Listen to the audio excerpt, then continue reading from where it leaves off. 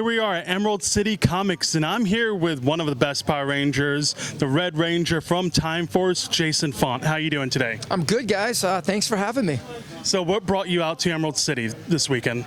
Well, you know, when the pandemic started, we lost the ability to do Comic-Cons, we lost the ability to film, we lost the ability to come see our fans, so we decided that we would start doing comic book store appearances. We could do it safely, socially distanced, and give us a chance to still come out and meet the fans, help the comic book stores out a bit, and it just seems to be a win for everybody. I believe Jason David Frank's doing the same thing as well, isn't he? Yeah, he started all this up with what we call the PPP, or Power Ranger Protection. So he started doing this, and then with the Legend of the White Dragon that we have coming out, stay tuned for that, we just decided to start going to different parts of the country. So as he's doing certain cities, I'm doing others, and then hopefully we kind of crisscross and we kind of share information of where good places to go is. That's awesome. So when you first did Power Rangers was, what, 19 years ago? So, and I've known you cameoed back on a few times. How does it feel knowing after 19 years, Power Rangers is still huge? There's kids that are growing up watching you that are my age, are fans, and even little ones now watching you that look at you as a role model. How does that feel for you?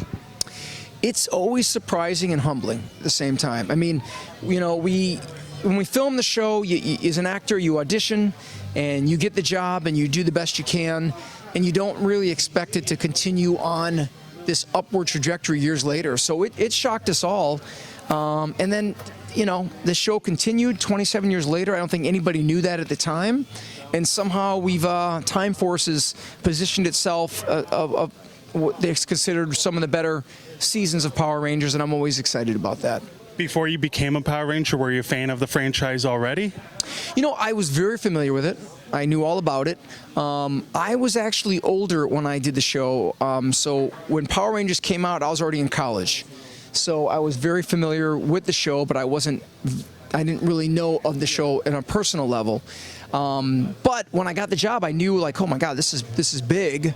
But we thought Power Rangers was getting close to ending when we were ending it. We didn't know.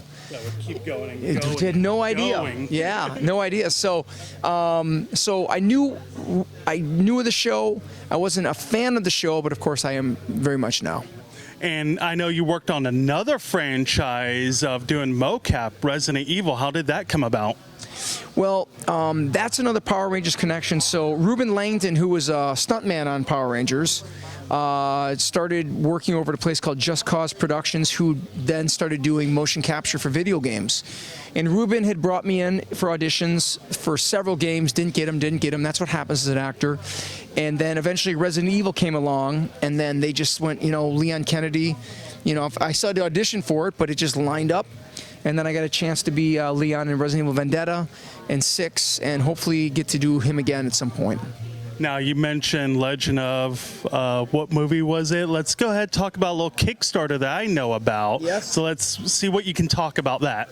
Well, Legend of the White Dragon, so Jason David Frank partnered with Bat in the Sun, and Bat in the Sun has done a ton of amazing work on their YouTube channel.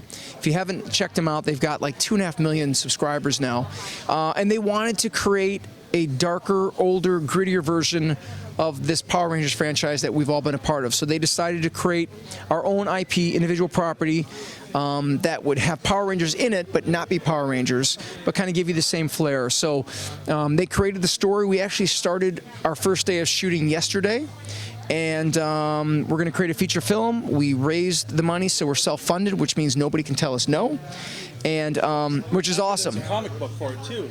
They're talking comic books, they're talking merchandise, so we're excited to kick this off the ground and create our own franchise, and that's what we hope Legend of the White Dragon becomes. Okay, and a couple other questions. We talked about earlier, Mike Olowski, Blake, the fight coming up next year. Yeah. How do you feel about that? Who do you think, if you could put money down on who would win, who do you think would win? Well, I know that they're both very, very skilled martial artists and fighters, but at the end of the day, Blake is just much, much bigger. And that's why there's what they call weight classes, you know. So I don't know how much Mike weighs right now, but I know Blake's very, very big. So I got to go with probably with Blake Foster on that one. That's interesting. Yep. And so, where can everybody find you at? Follow you if they want to pick up any autographed merchandise. How can they reach you for that? Sure. So jasonfont.com is my personal website. Everything can be ordered as autographed, delivered right to your door, jasonfont.com. And then Instagram is where I primarily am. It's at jasonfont. And on there, I personally handle that. So when you comment on pages, I see everything. I try to be very, very interactive to the fans. And that's where I post all of my upcoming appearances. So at Jason Font, jasonfont.com, and follow the Legend of the White Dragon page, because that's where the updates will be announced first for the movie coming up. Awesome. Thank you again for coming out to Emerald City. I know we're going to see you tomorrow at what comic shop? We'll be at Mez Comics in Bradenton, Florida tomorrow. Awesome. Thank you again. We'll talk to y'all later.